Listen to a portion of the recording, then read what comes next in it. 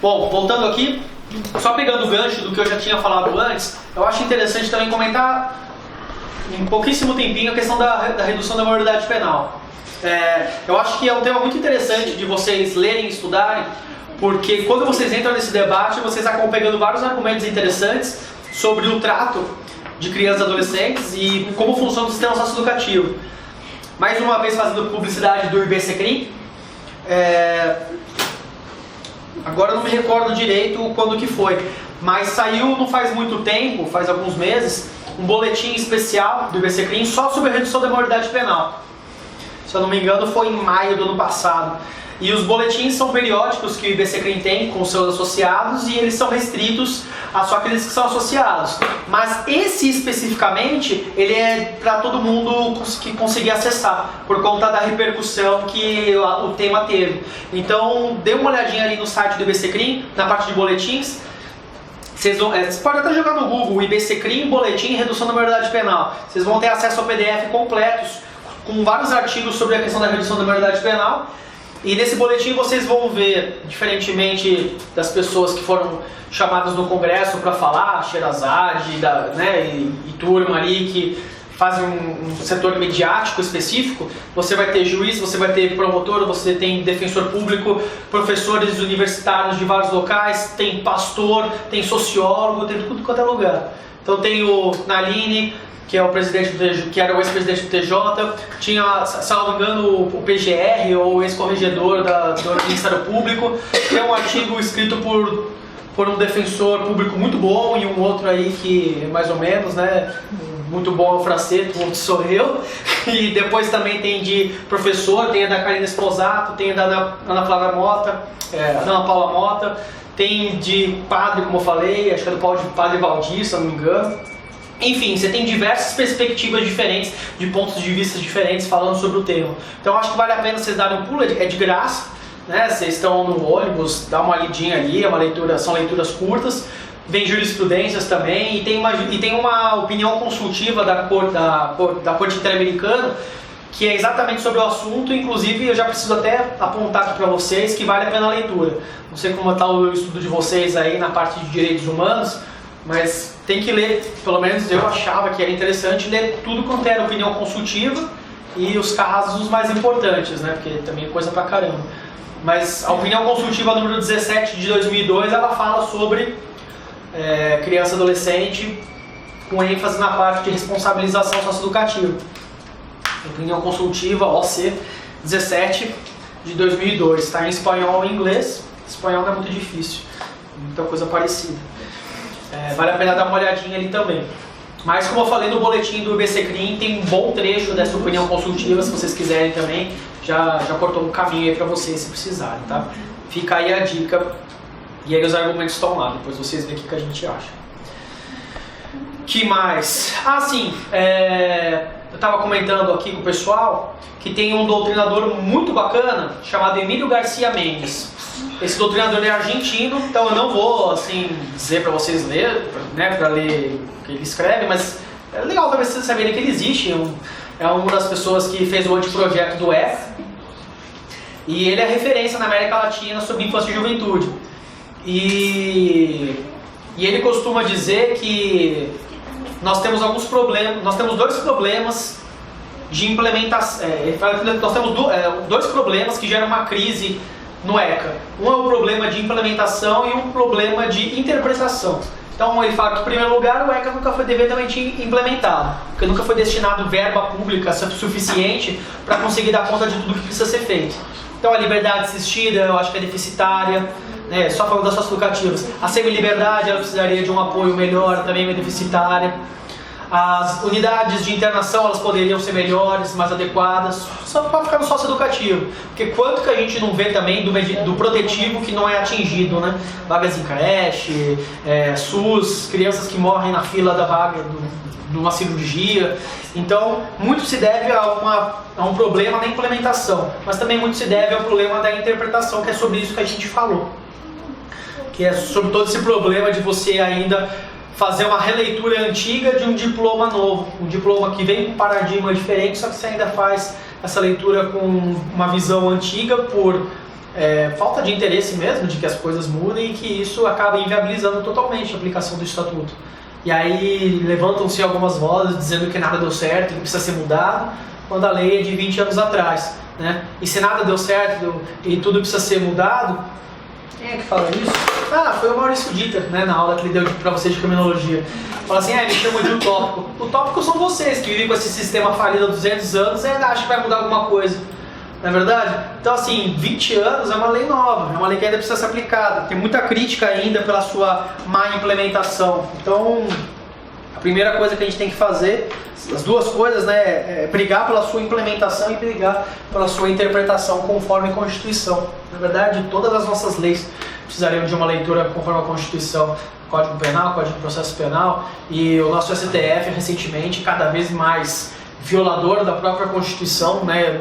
Nós vemos alguns casos paradigmas que são esses dos políticos, que normalmente a classe política é aquela que tem a maior atenção às suas garantias, e mesmo essa classe política teve todos os seus direitos violados. O que dizer do nosso, né, dia a dia, dos nossos adolescentes aqui do nosso dia a dia, nossos adultos do dia a dia, que nunca tiveram direito ao duplo grau de jurisdição, já cumprem pena antecipada desde sempre, e por aí vai.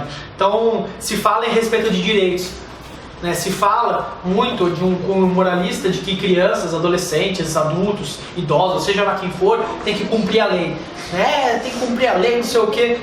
A lei é a primeira a ser descumprida pelos próprios entes estatais contra essa população.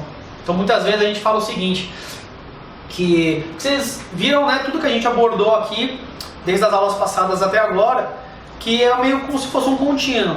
Então primeiro você trabalha com todas as medidas de prevenção, aí tanto da família, quanto da sociedade, quanto do Estado. Aí você tem as medidas protetivas que elas vêm depois que o direito já foi violado. E aí depois você tem a questão de eventual incidência no sistema carcerário, no sistema socioeducativo, por conta de um ato infracional que foi descoberto. Então, muitas vezes a criança ela nem teve a sua assistência à saúde logo quando ela nasceu, então não teve um local adequado, ou até nasceu fora de um hospital público, pegou alguma doença, nunca teve nenhum auxílio do poder público, buscou vaga em creche, não tinha vaga, buscou educação, e aí a primeira assistência que realmente o governo dá é de colocar e trancafiar uma unidade da Fundação Casa, ou uma unidade de internação. Então muitas vezes o sistema repressivo é sempre a porta de entrada, o cartão de visita do sistema do Estado, né? A gente precisa cobrar essa implementação, porque se a implementação não for feita, o que a gente está fazendo, né? Bom, vamos voltar aqui um pouco com o pé no chão. Então vamos lá, como é que funciona esse nosso sistema socioeducativo? Crimes todos cometemos. Não existe ninguém que nunca tenha cometido um crime. Lembrando que crimes são vários, né? Tem tanto do crime contra a honra, quanto o crime contra a integridade física, contra o patrimônio, contra a vida, contra a dignidade sexual, e por aí vai. Só que só algumas pessoas são selecionadas nesse nosso sistema. Se crime todos nós cometemos, isso a criminologia crítica já nos revelou, por que o nosso sistema continua cheio desse lado, né, pretinhos, pobres e marginalizados? Por que o sistema se repete igual ao do sistema dos adultos? Porque a seletividade ela de igual forma ela age também na questão dos adolescentes. Quando alguém comete determinada infração no seu condomínio, é muito mais difícil da pessoa ser criminalizada do que se ela pratica no seu local de convívio da população mais pobre, que é a rua. Eu já trouxe esses paralelos para vocês em outras ocasiões? Não? Qual é o local de convivência de um jovem de classe média, média alta? É o condomínio. Então é no condomínio que ele socializa, que ele sai da sua família e que ele vai ter interação com outras pessoas. Ele vai ter direito a lazer muitas vezes, um clube eventualmente, né? E o que acontece se ele pratica alguma coisa dentro do clube ou dentro do condomínio? Fumou um baseado, fez uma pichação, quebrou alguma coisa, bateu no amigo, né? Coisas bem próprias da idade. No mais das vezes não vai acontecer nada. No máximo um pai vai brigar com o outro pai, ou vai pedir para o síndico colocar isso no livro de ocorrências, ou vai ter uma multa que vai ser aplicada conforme as normas do condomínio, ou em casos muito excepcionais até podem pedir para você ser retirado do condomínio, mas nunca vi isso acontecer. No mais das vezes tudo se resolve dentro do próprio condomínio. No clube é a mesma coisa, você pode ser excluído do clube.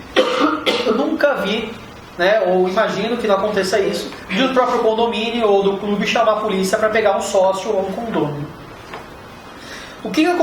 Qual é o meio de socialização da população mais pobre? É a rua. A criançada brinca na rua. E se faz a mesma coisa na rua, o que acontece? Bom, eles estão muito mais suscetíveis de serem encontrados pelos órgãos estatais. A polícia, ela é seletiva, mas ela não é seletiva porque ela é maldosa. Você até pode encontrar pessoas maldosas trabalhando na corporação, mas não é isso que determina por que a polícia é seletiva. A polícia é seletiva porque ela seleciona aquelas pessoas que estão no seu encontro.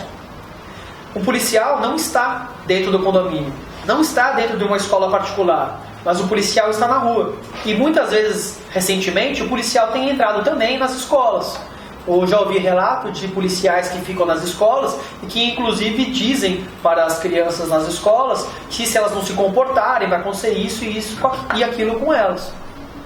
Então lesões mais insignificantes, próprias da idade, podem acabar tendo um tratamento penal que outras famílias não teriam.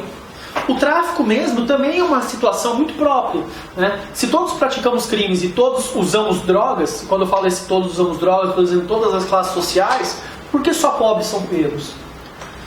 Porque os pobres fazem o uso compartilhado na rua. Então quando você faz o uso compartilhado, isso também é uma forma de tráfico.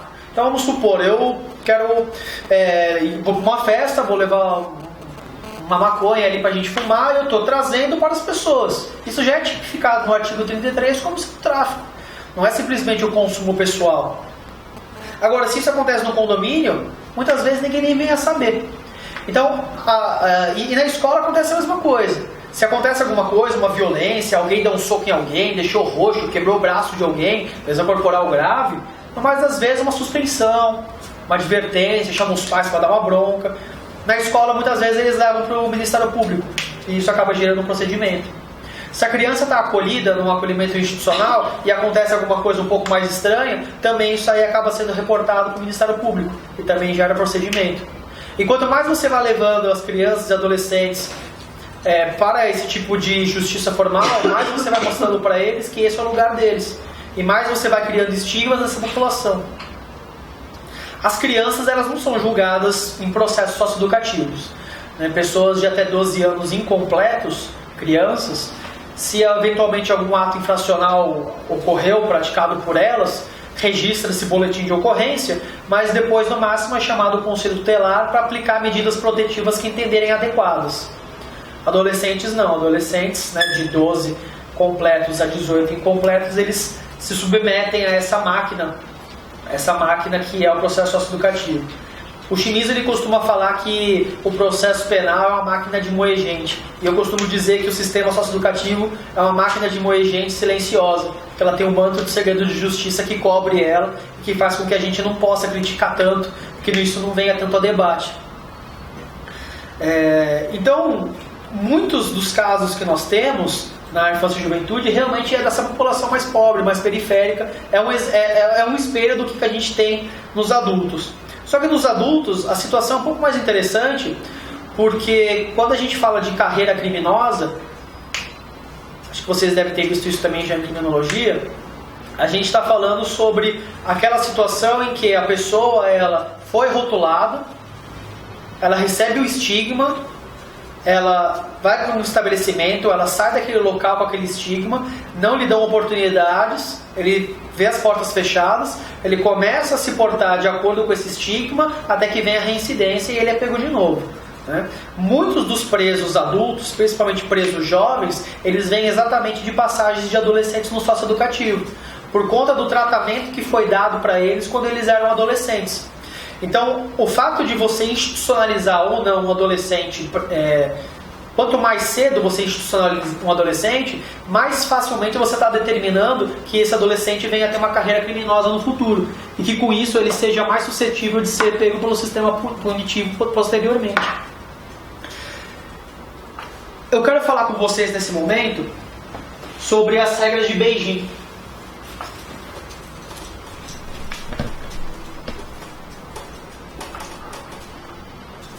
As regras de Beijing, assim como as regras de Riad, elas são normas produzidas pela Assembleia Geral da ONU, não são tratados da forma convencionalmente entendida, então independe de ratificação. São aquelas normas que na resolução CONANDA nós verificamos no sistema de garantias, fazem parte também das normas utilizáveis, ainda que não tenha sido feita a ratificação ou não tenha sido produzido pelo país, pelo Estado parte. Isso porque se o Estado parte faz parte da ONU, ele tem que concordar com as diretrizes que a própria ONU estabelece na sua Assembleia Geral. Senão não faria sentido de você estar associado à organização. Simplesmente se associar à ONU porque está na moda ou porque te deixa no melhor status, não é o interesse da Organização das Nações Unidas. Então, se tratando de uma norma feita pela Assembleia Geral, tem que ser cumprida pelos Estados-partes. E do que trata as regras de Beijing? O fundamental das regras de Beijing é porque o fundamental é que trata a criança e adolescente, ela tenta evitar o máximo possível o contato de crianças e adolescentes com o sistema formal de justiça. Basicamente porque, como eu acabei de colocar para vocês, a ONU entende que quanto maior for o toque que o sistema tiver em relação a crianças e adolescentes, mais disposição ela terá para um estigma e mais disposição ela terá para ter dificuldades de depois ela conseguir sair dessa situação de violência.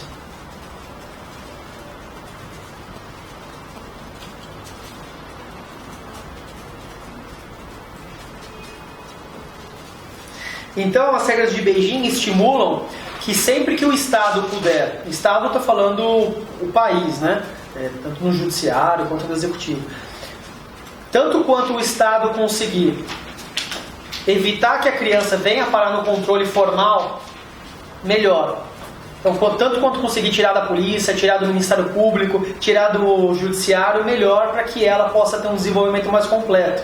Se você puder dar soluções alternativas de resolução do conflito. Vou tocar melhor nesse assunto depois.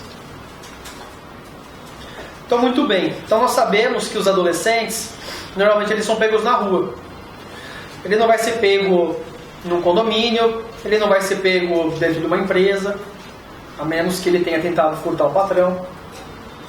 A polícia não está ali, né? Os crimes de colarinho branco, eles não são facilmente perceptíveis. Eles são feitos atrás de escaninhos, atrás de gabinetes. Então, o que acaba sendo pego no dia a dia costuma ser aquilo que você vê no sistema penal também.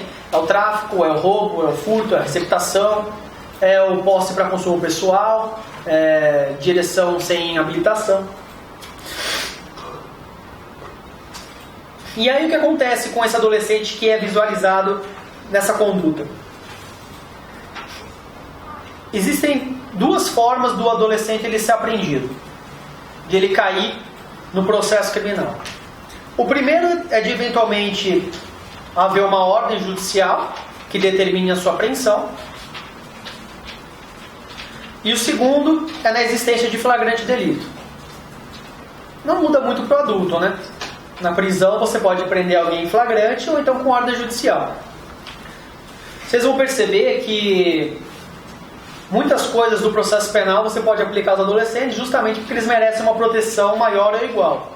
E que muitos nomes eles são alterados para que dê uma aparência de que não é tão ruim assim quanto o sistema penal. E também esse é o ponto negativo, né? Você critica isso, né? Você critica essas palavras diferenciadas porque é como se você estivesse fazendo a mesma coisa que você faz com adulto com adolescentes, só que dando um perfuminho diferente. E o lado positivo é que mudando os nomes você acaba dando estigmas menores e com isso talvez você evite que as pessoas entrem em carreiras criminosas. Ainda não cheguei a um consenso do que eu acho sobre isso, mas sempre questionem os nomes, né? Nunca achem que eles são realmente coisas diferentes. Então, como é que o adolescente aparece ali? Como o adolescente é preso? Mediante decisão judicial ou mediante ato em flagrante? Apreensão em flagrante. Então, nós não falamos de prisão, nós falamos de apreensão. Daí, vamos pegar o primeiro, né? O ponto de partida. Vamos imaginar que o adolescente foi visto em situação de flagrância. O que acontece? Ele vai para a delegacia e lá a autoridade policial, o delegado de polícia, ele vai elaborar ou um termo de apreensão em flagrante ou um boletim circunstanciado. O primeiro, qual? Desculpa. Auto de apreensão em flagrante. O auto de apreensão em flagrante você aplica naqueles casos, o delegado, né, ele emite naqueles casos em que o adolescente estiver sendo pego, né, ele foi pego na prática de um ato infracional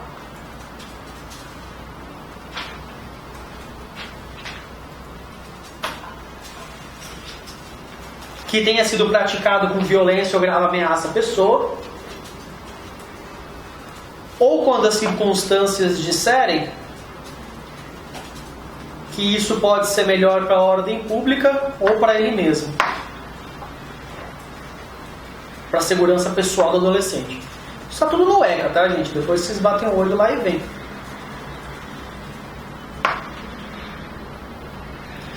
Disso, duas opções. Se for algo que a autoridade policial entender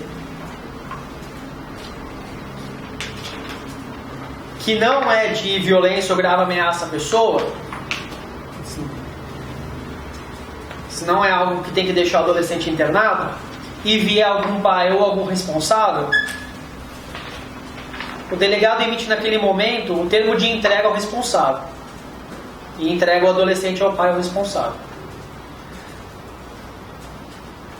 No caso do boletim de ocorrência, também entrega para o pai responsável, porque aí não é nem caso mesmo de apreensão em flagrante.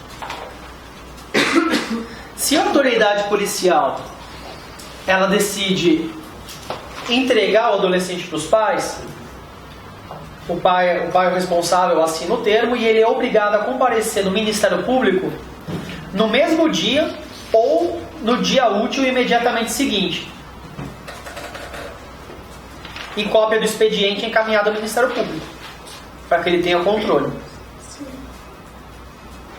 Se a autoridade policial entende que não é caso de liberar para os pais, ele vai fazer a comunicação imediata ao Ministério Público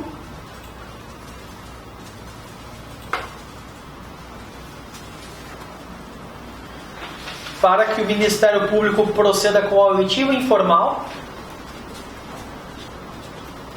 e adote uma das 3 medidas que a gente vai ver a seguir. Na oitiva informal também são ouvidos os pais, muitas vezes. O ECA diz que deveria ser ouvido, às vezes os pais não aparecem, mas vocês precisam saber que os pais precisam ser ouvidos também. Muito bem, o que é a oitiva informal?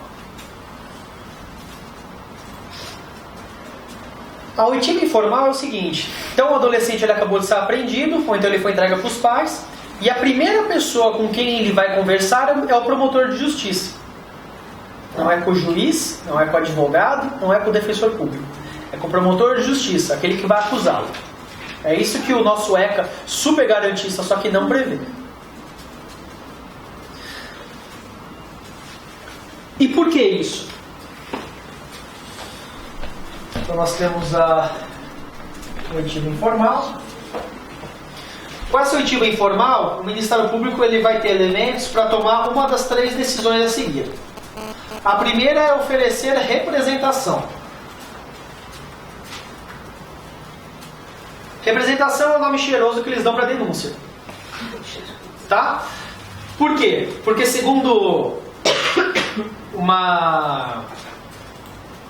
um entendimento ainda, de certa forma, menorista, você não tem o interesse de acusar o adolescente. Você quer que o adolescente esteja bem com a medida socioeducativa, que seja uma coisa boa para ele. Então você não está denunciando ele. Você está simplesmente representando ao juiz para que aplique a medida socioeducativa. A palavra ela sempre significa muito. A segunda opção, depois da oitiva informal ao Ministério Público, é a proposta de remissão. Essa remissão é com 2 S's, tá? Não é remissão com C cedilha da LEP. E a terceira opção é, se o promotor achar que não faz sentido nada do que foi feito, é requerer o arquivamento.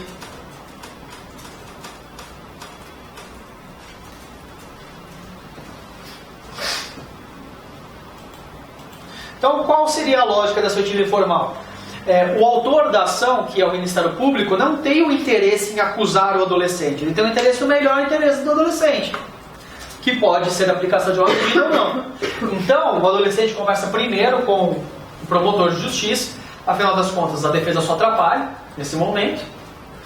Para quê? Para que o autor da ação decida se realmente é caso de uma medida socioeducativa, ou se é caso de arquivamento, ou se é caso de uma solução diversa. A gente vai ver isso aqui daqui a pouco. A Defensoria entende que isso daqui é altamente inconstitucional, porque isso aqui fere o direito à ampla defesa e ao contraditório do adolescente, e também do pleno conhecimento daquilo que ele está sendo acusado para a elaboração de uma tese defensiva. Então, qual que é o nosso posicionamento? Você está deixando pela primeira vez esse adolescente que já foi selecionado, já foi colocado na delegacia, uma delegacia que ele provavelmente não teve apoio de defensor ou de advogado, porque a defensoria não está nas delegacias, infelizmente, e a população normalmente não tem advogado. Então ele não teve assistência na delegacia. Talvez confessou ou não confessou, tomou uma pancada, apanhou, não sei. Não teve nenhum meio de defesa possível para assegurar que os direitos dele fossem cumpridos naquele momento. E aí você vai deixar esse adolescente conversar por primeiro com aquele que vai acusar o adolescente? Qual é a razão disso? Qual seria o benefício que o adolescente teria dentro de um processo infracional, um processo criminal? Até porque a oitiva informal, infelizmente, assim como o inquérito policial, né, o termo de apreensão em flagrante, boletim de ocorrência, seja como for o documento da delegacia, ele depois é juntado ao processo, né? Então isso vai fazer parte do processo do expediente que vai para a análise jurisdicional. Então se eventualmente um adolescente confessa na delegacia, você pode dizer mais na frente que ele estava sendo ameaçado, torturado, alguma coisa do tipo. Isso é comum. Agora, como é que você vai dizer que foi o promotor que inventou um negócio ali? Já é mais difícil, né? O promotor já tem um grau de confiança um pouco melhor que o delegado, porque espera-se, pelo menos, que o promotor não ameace, não faça tortura com o adolescente. Enfim, a gente sabe que a realidade policial é um pouco diferente em muitos casos. Então, se o adolescente, por exemplo, já confessa naquele momento, cadê o direito de defesa? Ele foi para o espaço. Como é que a gente vai poder construir depois um processo dizendo que não era bem aquilo que ele falou? Então a defensoria ela bate na tecla de que a oitiva informal ela é inconstitucional, por ferir o princípio da ampla defesa do contraditório, e que a gente só poderia sanar, a gente só poderia dar um ar mais constitucional para esse dispositivo se o adolescente pudesse passar antes com o defensor e conversar antes sobre a respeito do que ele está sendo acusado, e o defensor pudesse acompanhar a oitiva informal. Porque o ECA não prevê advogado e defensor público nesse momento. Infelizmente, na prática, a regra é a oitiva informal sem que o defensor tenha contato com o adolescente, porque no momento que estão fazendo a oitiva informal, o defensor está nas audiências, e poucas vezes o defensor consegue contato com o adolescente antes do Ministério Público. Então, muitas vezes o adolescente já vai vendido para o processo. Então, o processo deveria ser mais garantista do que o dos adultos, já começa desde o começo contra o adolescente. Eu acredito que a oitiva informal é importante. Eu acho que se passar pelo crivo de constitucionalidade, ela tem a sua finalidade, ela tem a sua função. Por conta disso daqui. Isso daqui é muito importante, a remissão. Então, se a oitiva informal respeitar o direito do advogado, do defensor ter contato com o adolescente antes e acompanhar o momento, é interessante porque é uma etapa pré-jurisdicional. Você já incluiu ele no sistema formal de controle da sociedade, que você colocou no Ministério Público. Mas você ainda não levou conhecimento do juiz. E quando você não leva conhecimento do juiz, você não tem processo. Quando você não tem processo, você não tem antecedente. Quando você não tem antecedente, você não tem passagem, você deixa a vida do adolescente bem mais tranquila, bem mais fácil dele poder retomar o caminho. Então, o que é a remissão? A remissão, muita gente, equivocadamente, fala que ela é como se fosse um perdão. confundem a remissão de 2 S com a remissão do C cedilha. A remissão do C cedilha é o perdão. A remissão com SS... O termo remissão, ele vem daqui, ó, das regras de Beijing. Só que as regras de Beijing, elas não foram escritas no seu idioma oficial em português. Elas foram escritas em inglês, em francês e, salvo engano, em espanhol.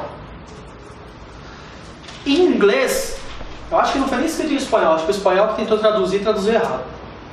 Em inglês, o termo apropriado que foi colocado é diversion. Diversion, se você traduzir, significa mais ou menos como diversificação. Quando traduziu para o espanhol, ele traduziu esse termo diversion para remissão. E remissão tem esse sentido mesmo de perdão.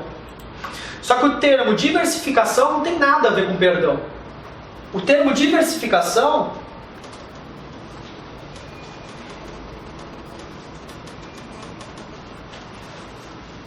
tem relação com diverso.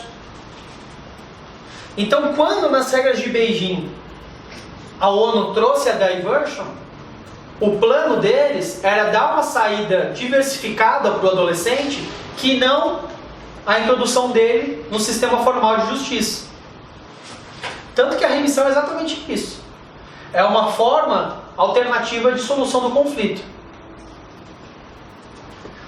Essa remissão aqui é a remissão ministerial, porque nós ainda estamos falando de Ministério Público. Nós nem chegamos ainda em judiciário. Se for judiciário, né, representação, e daí toca pra frente. Nós estamos falando ainda de uma das 3 possibilidades que a MP tem. Pois não? Isso ocorre na delegacia? Isso ocorre no fórum lá do MP. MP. Na delegacia, como eu falei, você tem o auto de apreensão ou você tem o boletim.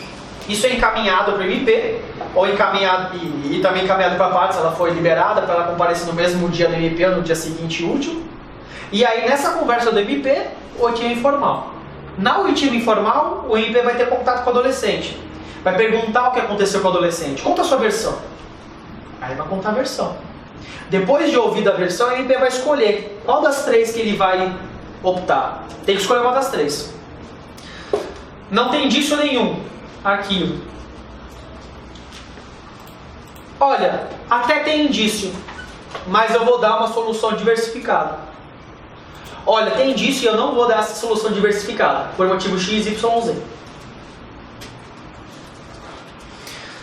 Então, nós temos 3 tipos diferentes de remissão. No momento, nós vamos falar apenas do primeiro, que é a remissão dada pelo Ministério Público. Essa remissão a gente pode chamar de ministerial ou remissão-exclusão. Ministerial é óbvio, que é a única que o Ministério Público pode conceder. E como exclusão, porque ela exclui o adolescente de processo. As outras a gente vai ver que elas extinguem, suspendem o processo. A exclusão, ela exclui a possibilidade de você ter processo. Nem chegar a ter processo.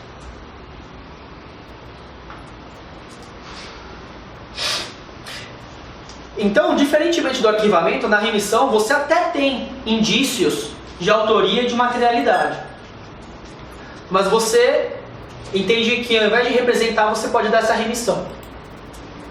A remissão, como eu falei, é um tratamento diversificado para aquela situação. É uma solução alternativa de conflito. Nas regras de Beijing, que eles salientam muito o caráter estigmatizante que as medidas podem ter e o sistema de justiça como um todo, consta nas regras, inclusive, que em determinados casos, sequer deve ser aplicado qualquer medida adolescente. Sequer deve ele aparecer no processo, apesar de ter cometido alguma coisa.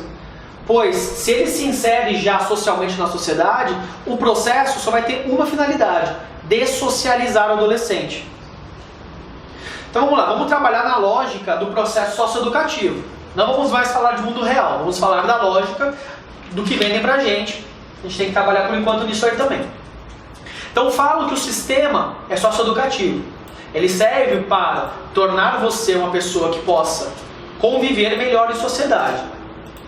Se o processo seguir E isso, na verdade, ao invés de tornar você alguém mais apto a conviver em sociedade, servir para tornar você menos suscetível a viver em sociedade, esse processo é um mal, ele não é um bem.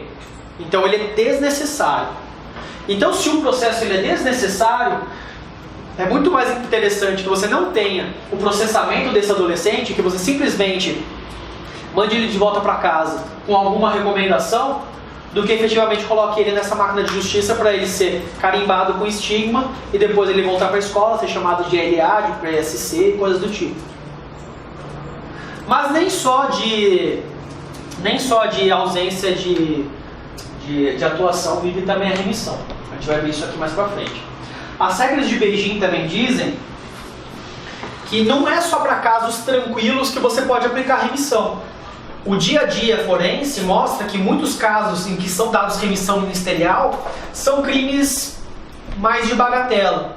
Então é uma lesão corporal em âmbito familiar, uma lesão corporal em âmbito de escola, ou então uma direção sem habilitação, ou um desacato, uma injúria, uma ameaça. São situações que normalmente são entendidas no processo penal como sendo crimes de pequeno potencial ofensivo.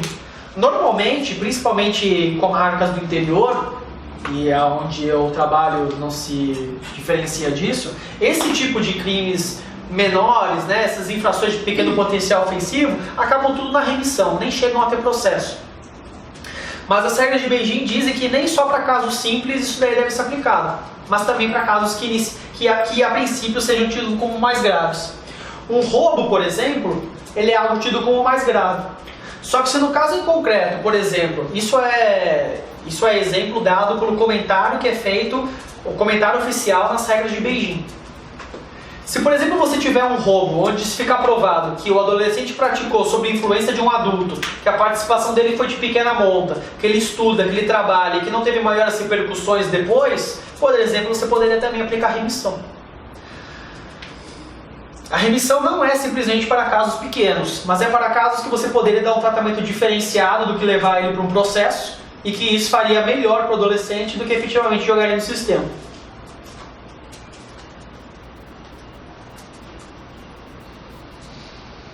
Beleza. Então o MP ouviu o adolescente, ele decidiu que não é caso de arquivamento, porque ele viu indício de autoria e materialidade, e também não acha que é o caso de remissão, porque ele verificou que é uma situação mais grave, que tem sim uma questão a ser analisada, e ele levou para frente. Ele oferece a representação. Representação é a nossa denúncia com florzinha. E aí vamos indicar mais um problema que o nosso ECA traz. Diferentemente do processo penal, que exige, pelo artigo 395, uma das causas de rejeição da denúncia é a ausência de justa causa. O que é justa causa, vocês lembram?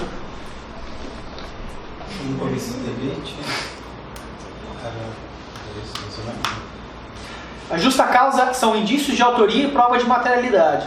Isso que está falando são os pressupostos para aplicação da prisão preventiva.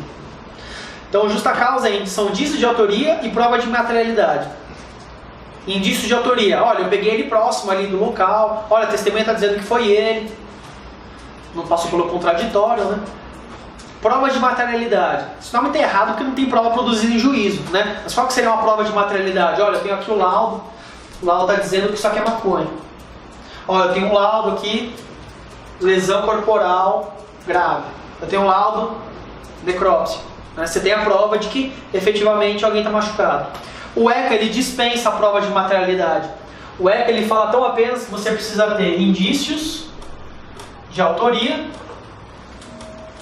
e indícios de materialidade. Por que é importante ter a prova da materialidade? Porque antes de tudo você precisa saber que o crime aconteceu. Eu não sei quem foi, mas tem alguma coisa ali que parece crime. Ainda que existam dúvidas se o delegado pode ou não pode fazer um exame de tipicidade da delegacia, e eu entendo que pode, porque assim você evita um monte de bagatelas e coisas esdrúxulas por aí, você precisa mostrar, olha juiz, está aqui, ó, alguém morreu, só precisa descobrir quem foi. Olha juiz, isso é droga, só precisa descobrir quem é que estava com ela. Agora, quando você coloca indícios de materialidade, você não está dizendo, olha, um crime ocorreu. Você fala, olha, um crime pode ter acontecido. Você fala, olha, eu aprendi uma substância branca com ele. Pode ser cocaína. Atitude suspeita. Não vou nem fazer o exame, porque quando é o adulto, você faz o exame anterior, o químico toxicológico. Você faz o exame anterior, né, pra fazer... Não, ó, é um negócio branco. Depois, se é cocaína ou dipirona, vocês que vejam. Olha, dizem que alguém morreu. Eu não tenho o corpo, mas eu tenho testemunhas que disseram que alguém morreu. Então você permite um processamento de alguém sem você ter certeza que alguém realmente sofreu algum mal, né? Você não tem essa certeza. Você acaba com justa causa. Né? Você dizer que isso daqui é uma justa causa do adolescente, isso aqui é uma piada. Seria justa causa. Tem um artigo na revista Liberdades, que foram escritas por duas advogadas lá do Rio Grande do Sul, que eles falam exatamente sobre a justa causa na infância e juventude. Então você tem aqui já um indício de que você pode levar ao processamento um adolescente sem que você tenha certeza que ele praticou e sem que você tenha certeza que existiu o crime. Isso, além de ser mais gravoso em relação ao adulto, retoma de novo aquela lógica que nós tínhamos correcionalista de que, afinal das contas, a gente não precisa de uma prova que o adolescente cometeu o ato. Basta ter indícios de que ele tem um distúrbio de personalidade. Aliás, eu já vou até adiantar um pouco de matéria, porque eu acho que vale a pena falar. Nós temos as medidas socioeducativas. São 7 ao todo. A primeira, que é a mais leve, é a advertência.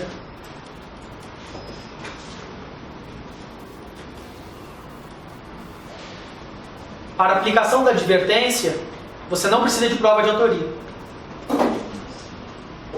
Olha que legal.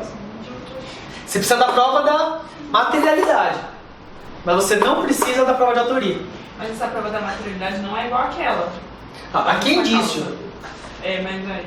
Aqui é indício de materialidade. Então é prova mesmo. Ah, existe um líquido cheiroso aí. Existe um pó branco. Alguém disse que alguém morreu. Isso já é suficiente para você poder botar alguém aqui dentro. Ainda que na prática realmente muitas vezes juntem a documentação, até por praxe policial, isso daqui dá brecha para você poder fazer acusações dessa forma. Para condenar alguém você precisa da prova da materialidade. Mas para aplicação da advertência você não precisa da prova da autoria. Basta indícios razoáveis. Não é contraditório, faz sentido dentro do sistema. Dentro da lógica que eu acabei de explicar para vocês, da lógica economicista e da lógica correcionalista, isso daqui muitas vezes vem de um resquício onde você aplicava medidas, inclusive para pessoas que nunca cometeram atos. Ou seja, o mais importante, quando você dá advertência, não é você responsabilizar, é você dizer, toma cuidado. Porque uma advertência não é você assinar um papel. A advertência é o juiz chegar lá e dar uma bronca em você. Aliás, é bem moralista isso, né? Não faça mais isso, usar drogas faz mal, né? Mas Tá bom, você vai pra sua casa e vai tomar uísque. Nas audiências dizem, fica a advertência de que usar drogas, eu já acompanho vários. Pois é, então são alguns pontos que eu vou indicando para vocês que vocês precisam ter um olhar crítico, porque se eventualmente tiver numa prova múltipla escolha, vocês precisam saber que isso está ali, ainda que seja bizarro. Você precisa marcar eventualmente a alternativa que mostra aquilo ali. Numa prova escrita, vocês precisam saber que isso está aqui e saber a crítica. Numa prova oral nem se fala. Professor, mas para ele receber essa bronca, passa por um processo? Isso, a gente chega lá. É uma medida socioeducativa essa. Passa pelo processo onde você não precisa nem ter a certeza da autoria. Não fica antecedente. Fica. Você é condenado. Condenado. Mas a gente vai falar sobre as medidas socioeducativas melhor em outra aula. Então, se você tem os indícios de autoria, indícios de materialidade, você pode apresentar representação. Também pode remissão, né? Aí uma questão que é minha. Eu vejo isso muito pouco debatido por aí, mas eu acho que vale a pena vocês também se ligarem nisso. Lembra quando vocês, não sei se vocês já estudaram a Lei 9.099, parte do GCRIM? Ok. Suspensão condicional do processo e transação penal são dois institutos que fazem um pouco de lembrança aqui. Não a suspensão condicional, mas a transação penal, porque é uma fase pré-processual. que acontece se o Ministério Público não propõe a transação penal? Oferece pro chefe do Ministério Público. Ah, não. Se ele não oferece, o juiz, se o juiz acatar o arquivamento, bem, agora se o juiz não quiser acatar, ele pode mandar pro chefe do Ministério Público. Aí até tem uma divergência. Se o Ministério Público lá na Lei 9.099 no GCRI, ele não achar que é caso de arquivamento e quiser tocar para frente, imagina que seja um caso que cabe transação penal. O Ministério Público vai lá e denuncia e não apresenta transação penal. Tem dois entendimentos. O primeiro é de que o juiz pode mandar para o Procurador-Geral, pelo 28, para que ele fale para aplicar a transação penal. Esse eu não gosto muito porque ele fere o princípio do acusatório, né? Eu acho que a parte tem que... E o segundo posicionamento é o juiz vir e falar, olha, eu vou então fazer a proposta. Por quê? Porque a transação penal não está dentro da esfera de discricionariedade do Ministério Público. A transação penal é um direito que o acusado tem. Sempre que nós falamos sobre status libertatis das pessoas, nós não podemos falar de discricionariedade. Nós temos que ter normas bem estabelecidas. Não pode o órgão acusatório escolher quando ele quer ou quando não quer. Nós estamos falando de liberdade, que é um direito indisponível. Então, se a liberdade é um direito indisponível, você, promotor, não está fazendo sua parte, eu, juiz, vou lá e vou aplicar o direito. E vou dar a transação penal. Pois bem. O que acontece se o promotor entende que não é caso de remissão? Na prática, ele só toca a representação, o juiz recebe e manda para frente. Eu acho que está errado. Eu acho que se a transação penal, assim como a suspensão condicional do processo para os adultos, é um direito subjetivo, a remissão também é. A remissão também é um direito subjetivo. O adolescente tem o direito de ser dado uma oportunidade para ele ter uma forma diferente de resolução do conflito, tendo em vista todos os processos estigmatizantes, que as próprias regras de Beijing já anunciaram, e o princípio da intervenção mínima que o próprio ECA me traz. Então, se você, promotor de justiça, não for aplicar a remissão, eu quero que o ato seja motivado. Porque, afinal das contas, não existe nenhum ato que não seja motivado na esfera do Poder Judiciário. Nem atos administrativos não podem ser motivados, a menos que seja um ato discricionário. Mas como se trata de um ato vinculado, que trata da liberdade das pessoas, eu defendo que você tem que se manifestar, o promotor de justiça, na hora que oferece a apresentação, tem que justificar o porquê que não está apresentando uma remissão. Eu falo isso sozinho, perco em todos os lugares, mas tudo bem, a gente perde sempre, né? Faz parte do jogo. Professor, o adolescente pode não aceitar a remissão? Legal, vamos lá. O adolescente pode não aceitar a remissão? Pode. Pode, porque a remissão não é algo que você dá de cima para baixo, é algo que você conversa, é algo que você constrói. Há algumas dúvidas se você poderia ou não aplicar medida socioeducativa junto com a remissão. E por que isso? Porque existe a possibilidade, o ECA diz que existe essa possibilidade, de aplicação da remissão cumulada ou não com medida socioeducativa. Só que o ECA não é muito claro ao dizer que essa possibilidade é só nos casos depois do processo iniciado ou se vale sempre. Na verdade, se você fizer uma leitura meio superficial, você até acha que é só para depois do processo. Mas você não tem uma certeza. A defesa que você faz nesse sentido é a seguinte: a remissão como exclusão do processo só pode ser a sem medida. Tem que ser a remissão pura. Por quê? Primeiro porque, como eu falei, lendo rápido o ECA, você chega nessa conclusão, por uma questão topográfica. A parte que está dizendo sobre a aplicação de medida não está na mesma parte que fala da remissão do Ministério Público. Segundo, que quando você aplica pena sem processo, você fere o direito do devido processo legal. Tudo bem, você tem isso para os adultos, mas está errado também nos adultos. Então, se aqui você não tem uma revisão legal expressa dizendo, a gente vai fazer uma interpretação conforme a Constituição. A gente fala que, olha, o adolescente não pode aceitar uma medida socioeducativa se ele não teve direito ao processo. Isso costumou pegar. Tá? Então, na maioria dos lugares, acho que até que tem recomendação da Corregedoria da MP, se eu não me engano. Se for da remissão com exclusão, é sempre sem medida. Professor, oi. Vamos ter uma decisão de 2012, então tá antiga, né? Falando que Tá. pode acumular. Tá.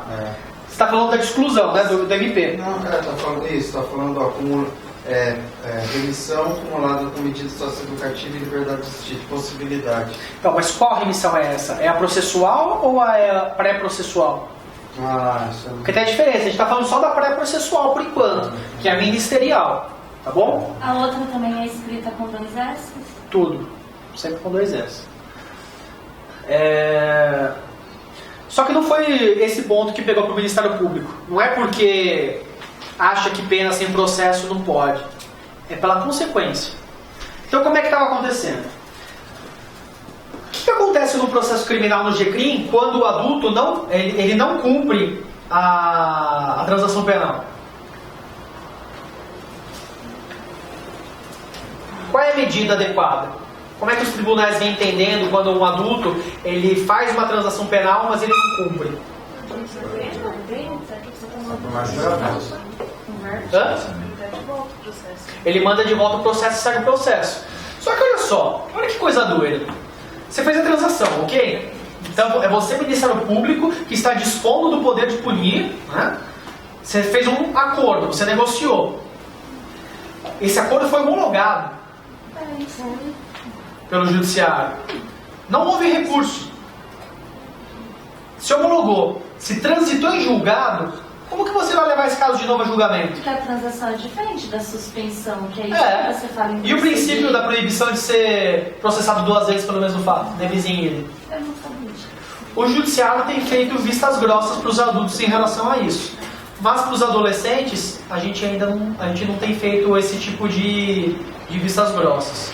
Se resolveu ali, resolve ali. A suspensão é diferente. Então, como é que tem sido feito? O adolescente, ele teve ali, vamos supor que foi aplicada uma remissão aqui para o adolescente, olha, você não vai ter um processo, coisa e tal, porque roubo pode dar internação, a gente vai ser muito legal com você, remissão com prestação. Olha que bonito que nós somos. E aí o adolescente não cumpre a prestação. O que faz num caso desse? Tem previsão expressa no ECA que diz que uma das hipóteses de internação é no caso de descumprimento reiterado da medida socioeducativa. Só que a medida aplicada nesse ponto aqui não teve processo legal. Teve processo legal. Então, há uma leitura muito restritiva que diz que não, a questão do devido processo legal fala de liberdade. Não está falando de LA e tal. Ninguém pode ter restringido sua liberdade, senão... Então, o que o pessoal estava querendo fazer? Olha, descumpriu a prestação, internação sanção 3 meses. Então, mas se você fizer isso, você vai estar restringindo a liberdade sem processo. E isso talvez seria uma consequência mais gravosa do que você teria se o processo fosse até o final. Deixa pra lá. O próprio TJ já tranquilizou o posicionamento. Se for dada remissão com medida socioeducativa, não pode ser dada internação sanção nesses casos. Não pode. No TJ você ganha. Então se no TJ você ganha isso daqui, o MP que não vai mais fazer isso, né? Vai perder tudo. Isso é tranquilo, você entra com a grava de instrumento, coisa e tal, deu remissão com medida, descumpriu a medida, quer aplicar a internação sanção, você recorre para o TJ fala que não está valendo e já era. Então por conta disso, o próprio Ministério Público já compreendeu, olha, a remissão aqui é só sem medida e por assim vai. Onde eu trabalho a gente consegue ter bastante remissão sem medida, principalmente nesses casos mais simples. Porte de droga para consumo pessoal, ameaça, alguma agressão, até receptação e furto a gente tem algumas coisas que passam por aí também. Então nós temos a apresentação da representação. Tem indício suficiente de autoria, tem indício de materialidade e, na minha leitura, o MP justificou o porquê que não teve a oportunização da remissão como exclusão. Nessa oportunidade também, o Ministério Público, se achar que cabe, ele tem que fazer o pedido de internação provisória.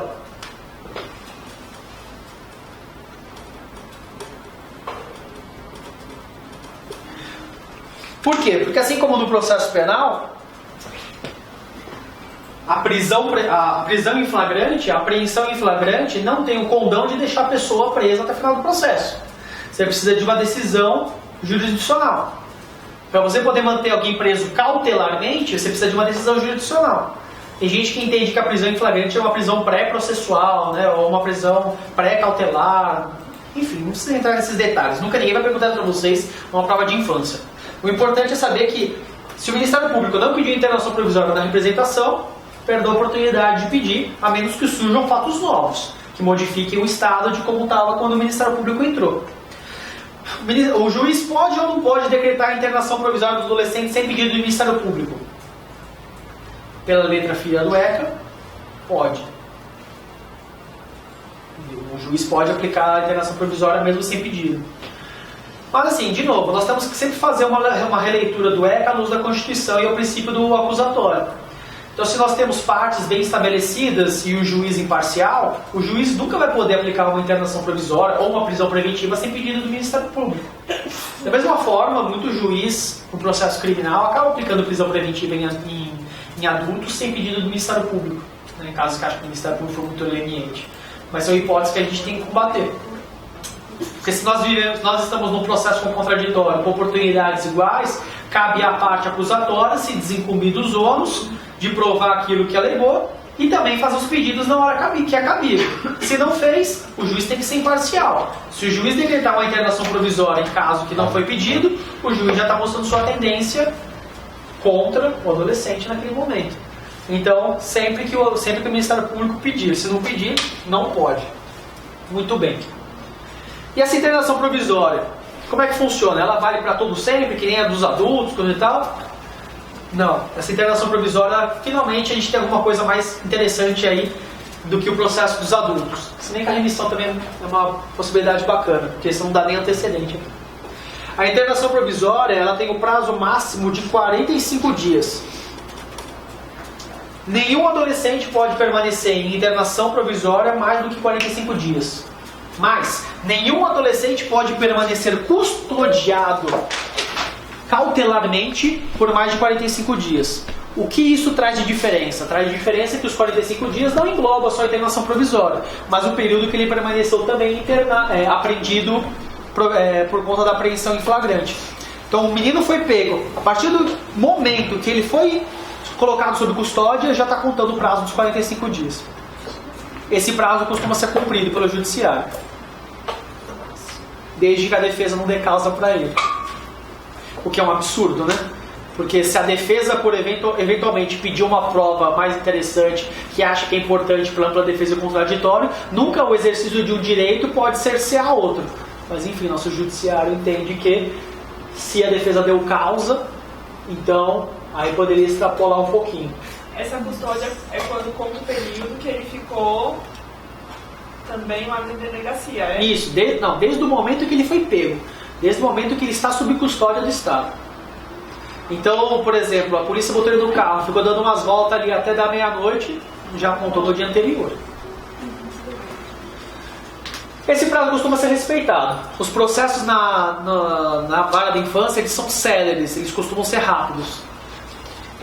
Na verdade, a gente cria dois tipos de processo. Daqueles que respondem o processo em liberdade e daqueles que respondem o processo presos. Os que respondem o processo em liberdade, que não foi decretada a internação provisória, ou que são aqueles que desde o começo nunca permaneceram em internação, esses respondem em liberdade.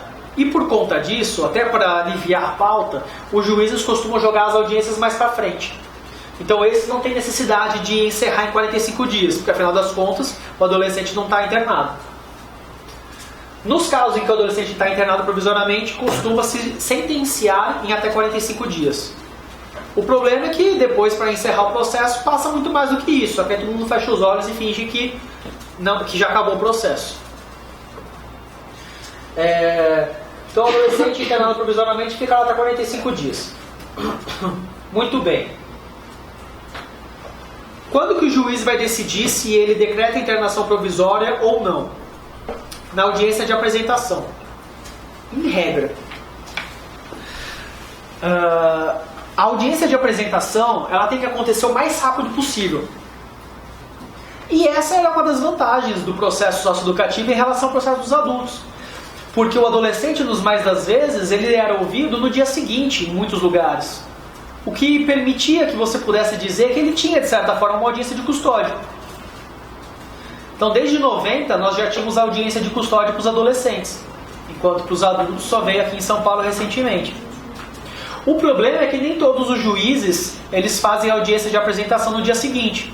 Até por falta de uma regulamentação mais precisa, a audiência de apresentação tem que ser antes da de instrução. Só sabemos isso. e tem que ter um prazo entre elas para apresentar a defesa prévia. Agora, quando que ela tem que ser feita, não tem muita especificação. Então o que acontece? Tem juiz que marca a audiência de apresentação para o primeiro dia depois do que aconteceu. Então, tem casos, se possível, ele passa no mesmo dia no MP para o time informal, que faz a representação no mesmo dia, e no mesmo dia já tem a audiência de apresentação com o juiz. Isso acontece lá onde eu trabalho. Ou às vezes acontece de o adolescente ser preso de madrugada, ou no horário que o fórum já fechou, aí o adolescente dorme na delegacia, mas a gente fala melhor sobre isso daqui a pouco. E aí no dia seguinte vai para o MP, e aí passa para o juiz, coisa e tal. Tem alguns lugares que o juiz acha que, não sei, por conveniência, acha que não é bom fazer audiência no mesmo dia, e marca para daqui a 1 semana, 2 semanas. Com isso, caberá ao juiz, no momento do recebimento da denúncia, verificar se é ou não caso de internação provisória. Então, como é que seria nesse caso? O juiz recebe a representação, na hora que ele está recebendo, ele já disse se ele vai dar ou não internação provisória, e aí ele designa a audiência e dá a intimação para as partes. Pontos positivos e negativos de cada uma dessas visões de dar. A primeira, eu acho que é intuitiva pelo que eu já falei. Você possibilita o contato imediato do adolescente com o juiz. Com isso, vai poder fazer um controle de eventual abuso de autoridade e também um controle da apreensão com mais rapidez. Um adolescente onde houve uma violação às regras procedimentais de apreensão pode ser eventualmente relaxada, a internação, a apreensão ali e aí responder em liberdade. Qual é a vantagem de marcar a audiência para frente? A vantagem é que você dá a oportunidade das partes, de forma reflexiva, conseguirem trabalhar no processo. Imagina que vocês são defensores públicos agora. E de repente chegou um caso para você, que é novo, do adolescente que acabou de ser preso, que você vai ter que fazer a audiência dele daqui a 50 minutos. E você está no meio de uma audiência. O quanto capaz você se sente para fazer a defesa dele? Fogo, né? Outra coisa, o defensor público ele tem a prerrogativa institucional de receber intimação com vistas pessoais dos autos, com pelo menos um prazo razoável, né, para você poder se programar. E o que acontece com essa prerrogativa numa situação dessa? Vai para o espaço. A gente tenta compatibilizar. Tá? Existe um parecer da Corregedoria da Defensoria que fala que as nossas prerrogativas elas têm que ser sempre utilizadas em benefício do usuário da Defensoria e não em benefício próprio do profissional que trabalha. Afinal das contas, isso é feito para garantir direitos e não para criar privilégios próprios para o funcionário. Então, sempre que o profissional achar que atende ao melhor interesse do seu usuário abrir mão da prerrogativa, tá ok. Sempre que você achar que não é o conveniente, você pode bater o pé e falar, não vou fazer. Então, em alguns casos, em alguns lugares, o que o juiz fazia? O adolescente foi ouvido pelo MP, logo em seguida já foi para o juiz, no final das contas você nem sabe da denúncia, a juiz te dá a denúncia na hora, você nem conversou com o adolescente, está totalmente vendido. E ele quer fazer quando chegar o negócio para ele.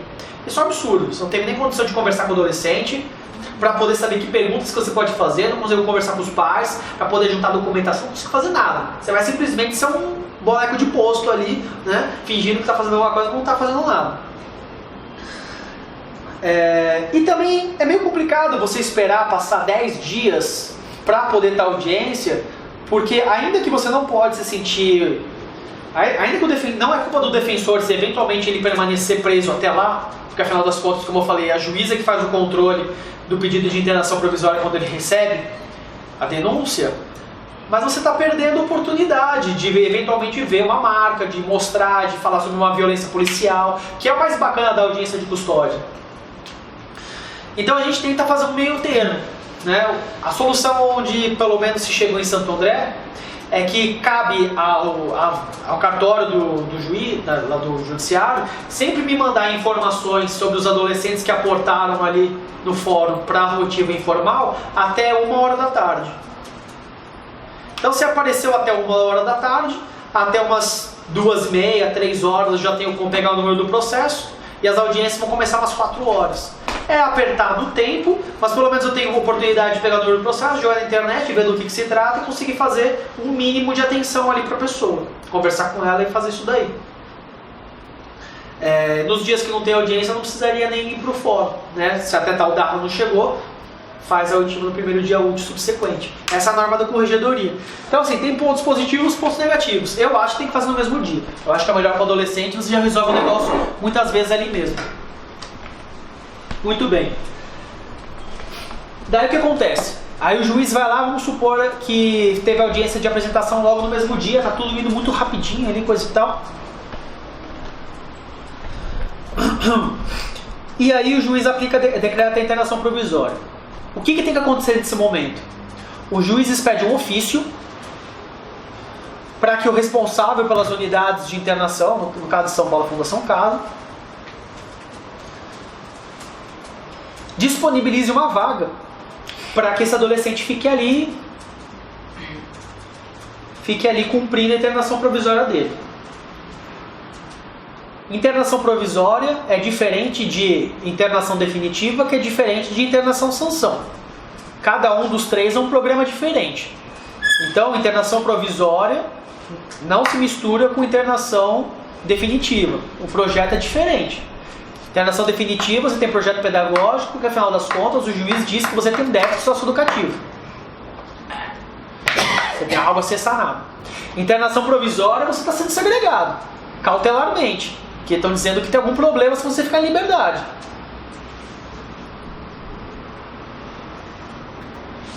E ainda tem também aquele período da apreensão em flagrante, né? Até você ser encaminhado. Eu falei que o adolescente dorme na delegacia, né? Não é bem assim. Na verdade, o adolescente ele sempre tem que ficar no local apropriado, em unidade de internação. O problema é que nem todos os lugares têm estabelecidos essas unidades. E o ECA, ele permite uma brecha. Então, você tem formas de não permanecer na unidade de internação adequada que o ECA permite. E onde há uma brecha, normalmente, né, onde passa boi, passa boiada. Ainda mais no nosso sistema, onde você dá uma verba mínima para garantia de direitos sociais para crianças e adolescentes, e pior ainda quando você está falando sobre alguém que cometeu um crime, um ato infracional. Não traz voto, então a verba vai muito pouca para esses lugares. Mas o correto local onde a pessoa deveria ficar seria uma unidade de internação própria enquanto ela está esperando. O que acontece se não tiver? O ECA permite que você passe num estabelecimento prisional em local diverso dos adultos, desde que haja condições para um adolescente ficar lá. Não dá pra ele voltar pra casa? É que ele vai voltar. Depende do que o delegado acha que tem que fazer. Acredita que não vai? Sonho lá. Aqui em São Paulo nós temos o NAI, é o Núcleo de Atendimento Inicial da Fundação Casa, que fica no Brás. Então, os adolescentes ficam lá, no dia seguinte passam para o MP. A maioria das outras cidades em São Paulo não tem, eu não sei como é Brasil afora. Mas dorme na delegacia em muitos lugares. Aí decretou internação provisória. Como se decreta internação provisória? Quais são os requisitos? Artigo 108 do ECA. 108, parágrafo 1º do ECA.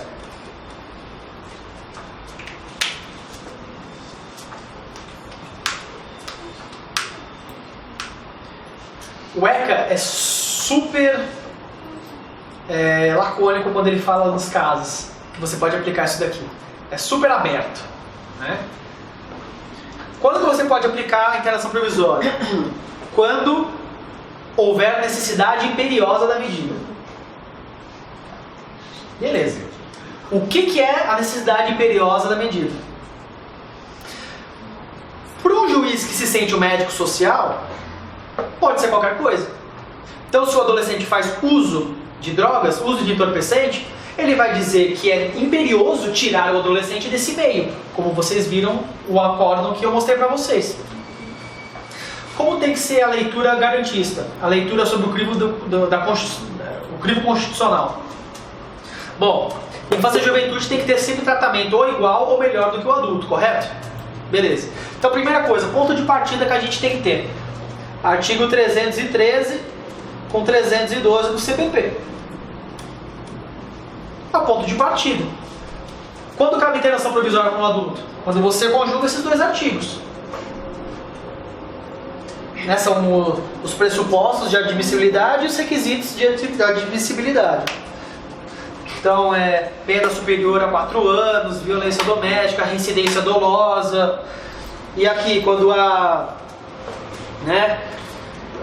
risco à ordem pública, risco à ordem econômica, quando trouxer problema para o processo, instrução processual, ou quando houver risco de não efetivação da lei penal. São 4. Não sei, eu lembro de 4, eu acho que são 4, mas pode ser. Então você tem que partir desse pressuposto. Se o adulto tem, o adolescente tem que ter também. O adolescente não pode estar num sistema que é pior do que os adultos, senão me processa no criminal. Beleza. Então nós temos isso. Só que além disso, nós temos outras duas coisas que a gente tem que se atentar. Primeiro, que a Constituição fala que toda privação de liberdade tem que se dar de modo breve e excepcional. E além disso, a gente tem essa necessidade imperiosa. Então nós temos que ter o mesmo que o adolescente e essa necessidade imperiosa. O que é essa necessidade imperiosa? Não sei, vamos dotá-la de sentido? Então vamos dizer que é o mínimo do que está acontecendo e vamos aplicar os conceitos de proporcionalidade. Não sei se vocês viram também isso já em processo penal. Seria adequação, necessidade e proporcionalidade de sentido estrito. Então quando que a gente vai aplicar uma medida privativa de liberdade? Bom, a internação provisória, ela serve como cautela? Então ela serve para cautelar algo. Então se ela serve como cautela do processo, a medida cautelar não pode ser mais gravosa do que o provimento final. Então, se você verificar desde logo que não é caso de aplicação lá no futuro de medida de internação, seja lá o que acontecer, você já está me dizendo que desde o começo você não pode aplicar a internação provisória. Quais são os casos de aplicação de internação de medida de internação? Depois a gente vai ver com mais calma, mas artigo 122. Grave ameaça ou violência à pessoa, reiteração em ato infracional grave, ou o terceiro que é internação sanção, né? Mas esse daí é meio de lado. Então vamos supor que nós estejamos falando de furto. O furto não tem grave ameaça nem violência à pessoa. Ou pelo menos não um furto típico, né? Pode ter um furto com arrebatamento, mas ainda assim essa violência não é tida como violência, é tida como vias de fato. Enfim. E também não houve reiteração em atos infracionais graves, porque, furto não é um ato infracional grave. Não é um crime que, em tese, você pegaria regime aberto se você fosse um adulto, até pegaria suspensão condicional do processo. Então, se nós não estamos falando de um crime grave, de reiteração de crime grave, nem de violência ou grave ameaça, nunca vai poder ser aplicada a internação final. Então, a gente já sabe que em furto é impossível você aplicar a internação provisória. É você dotar de sentido essa necessidade absoluta, essa necessidade imperiosa. É você primeiro dar o mínimo. E segundo, pelo menos adequar a questão do provimento final. O provimento final diz que nunca vai poder aplicar a internação. Então você nunca vai poder aplicar a internação. Tem possibilidade de aplicar a internação. Então tem possibilidade de aplicar a internação provisória. E eu ainda acho que a necessidade imperiosa exige uma pequena prova. Você tem que provar alguns elementos subjetivos também do adolescente que digam que ele vai causar, sei lá, algo um pouco melhor do que o 312, 313. Não sei, poderia se pensar em algumas outras coisas. O problema é que na prática, taca internação provisória em todo mundo de roubo, tráfico e mais alguns outros aí. Então na prática a gente nem acaba vendo muito esse debate. Mas se a gente tem que dar um tratamento igual ou melhor, a primeira coisa que a gente tem que fazer, mesmo tratamento do adulto, 313, 312. Tá, onde que a gente vai tirar esse plus? O plus a gente vai pegar na questão da proporcionalidade e você, juiz, você, promotor, tem que me mostrar as razões pela qual ele precisa ser internado provisoriamente. Daí, foi decretada a internação provisória. Esse adolescente ele vai para uma unidade de internação provisória. Quem executa as medidas de internação é o Estado. O Estado que executa a internação. Só que o Estado não tem necessariamente vaga para todo mundo. Como que funciona nos casos em que a Fundação Casa não tem vaga imediata para dar para o adolescente assim que foi dada a internação provisória? O ECA abre uma exceção e fala para guardar em delegacia. Nosso ECA é super legal. Protetor dos de menor. Olha que legal. né? Mas devia guardar em casa também, igual. Não tem vaga, eu tenho culpa.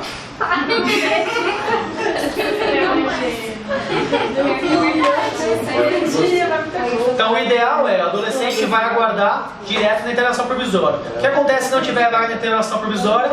Aguarda em estabelecimento prisional, separado dos adultos, por no prazo máximo de 5 dias. E aí, se não aparecer vaga, Fica lá na cadeia, começa É pra ir? Não, a gente tá aqui pra ensinar, então vamos lá, é 5 dias. Na prática, as coisas não acontecem bem assim. aí fica mais que 5 dias. Eu tenho um HC coletivo no STJ debatendo exatamente isso. Porque reiteradas vezes em Santo André nós temos casos de adolescentes que passam de 5 dias na delegacia. Eu fiz um levantamento, num período de 1 ano, 40% ficaram mais do que 5 dias na delegacia. Sendo que um deles chegou a ficar 20. E depois foi absolvido. Nossa, tadinho. E dorme ele sozinho sem o pai? Chega na casa dos pais pra fazer as coisas, ele vai ficar lá. Xadrez! Tá preso!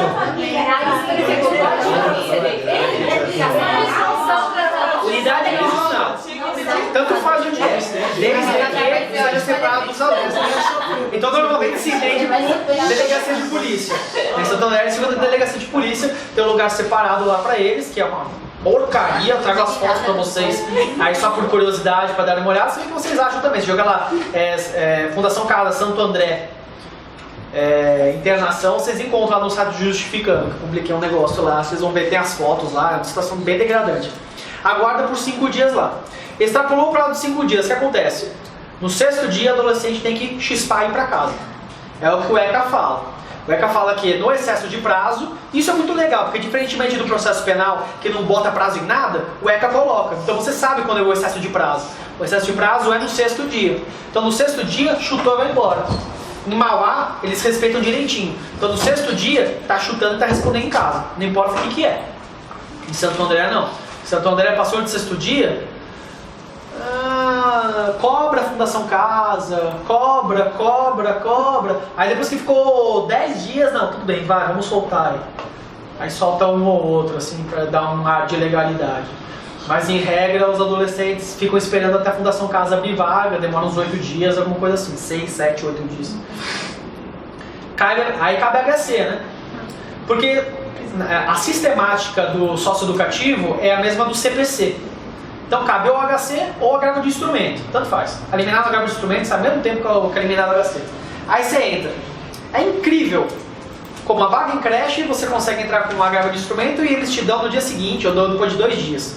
Mas a liminar desses casos demora tanto que sai antes da vaga. É incrível. Bom, sarcástico à parte, infelizmente o ECA traz a possibilidade de aguardar em distrito policial situações insalubres como são distritos policiais para as máximas de 5 dias, sob pena de liberação do adolescente e, no caso de descumprimento de prazo que implique privação de liberdade do adolescente, existe um crime no ECA para as autoridades que não observarem os prazos. Então tem crime para pegar delegado, promotor de justiça, juiz e desembargador e ministro que não se atentar ao prazo de 5 dias. Vai, vamos lá, faz a pergunta. E os juízes são presos? Claro, vivemos cheios de juízes presos. Né? E aí eu tenho que falar para o adolescente depois que ele está sendo preso, porque internação é prisão, né? É só mudar o nome, botou um floreio. E aí eu tenho que dizer para o adolescente que ele está sendo preso porque ele descumpriu a lei. O GCM, que fez um asterisco nas costas dele de estilete, porque ele tinha uma tatuagem de palhaço nas costas, com esse não vai acontecer nada. Com o juiz que deixou passar de 5 dias, não vai acontecer nada. Com o funcionário da Fundação Casa que bateu na fundação lá dentro, não vai acontecer nada. É difícil provar, né? Mas o roubo é fácil, né? O roubo é fácil, eu vi, tá? A testemunha já basta. O tráfico basta 2 policiais, já deu. Agora vai provar uma tortura pra você ver como é que você vai conseguir. Pior de tudo é que a polícia, tem vários vídeos nas redes sociais da polícia fazendo, a polícia filmando, a polícia... Eu não contei pra você do caso, dos 2 casos que eu peguei de GCM que colocou na internet, que foi lá e mostrou, ostentou a Eu tô com foto? vídeo, mas eu não sei se ele é menor, não. Eu acho que a polícia... Menor não, menor desse tamanho. Adolescente. Mas mesmo Eu acho que a filmando, polícia não civil. deu nada. Não, eu não filmei nada. Não, mas eles lançaram na... É que esse caso foi só exposição de imagem, né? Só. Não teve tortura. Mas nesse caso a gente tem processos administrativos contra eles. Sim, a gente tem processo administrativo contra eles. Tá rolando. Esses daí talvez fiquem mais espertos das próximas vezes. Façam isso só com adultos. Né? Mas enfim, gente, chega por hoje, que já foi bastante coisa. A gente segue na próxima aula. Até mais.